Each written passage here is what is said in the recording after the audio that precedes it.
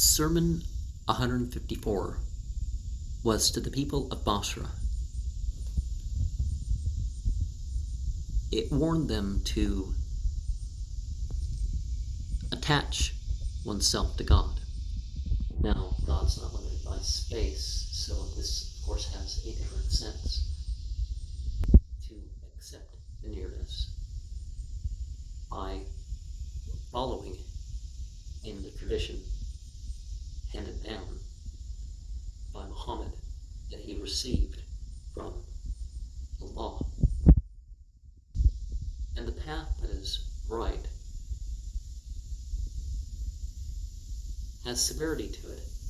It has unpleasant experience along the way.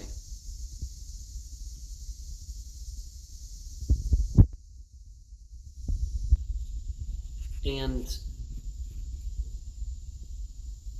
Aisha, at the time, was acting merely in a gendered way. And eventually, we have the indication that Aisha repented of these things, of the battle and the other aspects of the conflict, because of course in Sunni Islam you're not supposed to take the side of anybody against Ali and some of the others. But Ali knew that she would return to her former level of respect when it comes to the hereafter. Of course, she'll be held accountable for her deeds by God. So again, Ali knew that Aisha wasn't going to become somebody that it would be right to curse after her death,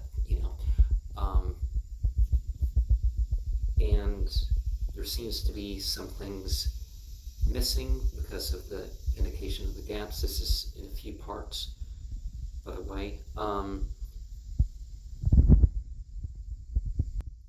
And it's better to go the easy way as far as one is doing the right thing. And death shouldn't be feared because of death. We're not the body, so it's really about the knowledge of the judgment. Everyone's going to be resurrected. No one's going to escape that. And see, that's why death is feared. But we should prosper in terms of the good thoughts, the good words, the good deeds. And then another break in the sermon implied. And so there's the spiritually dead, but there's also those who awaken and start working towards their goals. And how we deal with people should be according to what came through the prophet of God, and realize that these people who are just following their desires are going to be misled by their feelings and their emotions. And if you think that wealth or whatever is going to be the thing, no, it's not the thing. And that again can mislead a person a bit.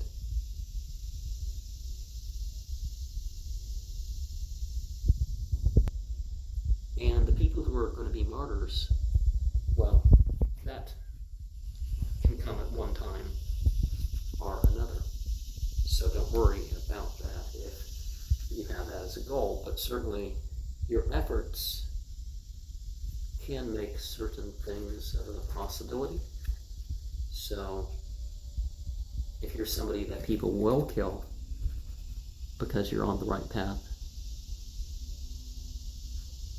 then that's of course something very worthy.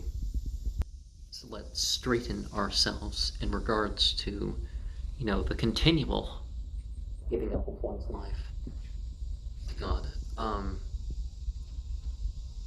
And so the opening of Surah 29,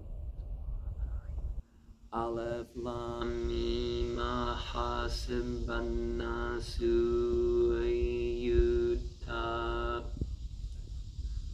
Sorry about that. Aleph Lam Mim Hasiban Nasu Yutraku An Yaqulu Amanna wa hum la yuftanun. ALM.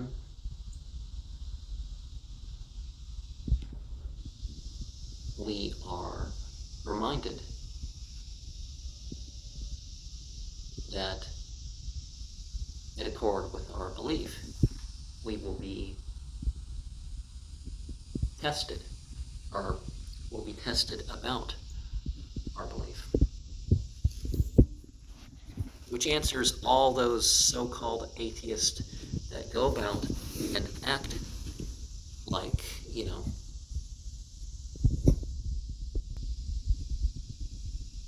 the fact we have choices, or the fact that there's difficulties in life somehow questions the existence of God, or God being good, or whatever. But of course, evil is a choice. It's not per se a creation. It's a choice away from the purpose of creation. Psalm 302.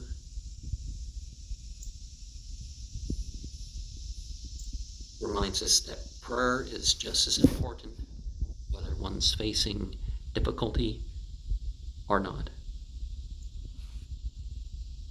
And you're not immune. Regardless of what's happening or not happening, there's stuff that you may think you're immune to that you're not immune to.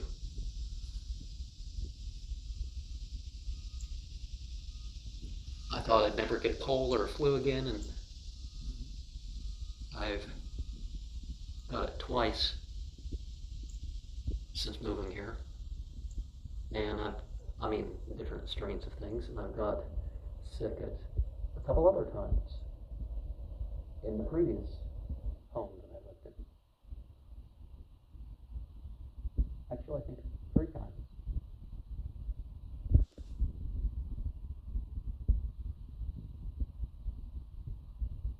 Psalm 303 reminds us that there's no blame in love of our mothers. And people are leaders of the world. And so that, of course, means also that we're going to love others in this world, that there's not going to be a lane for us as well. But that doesn't mean that our actions have been in the wrong, but that would be excused. Psalm 304 reminds us that denying God's actual prophets is a type of denial of God.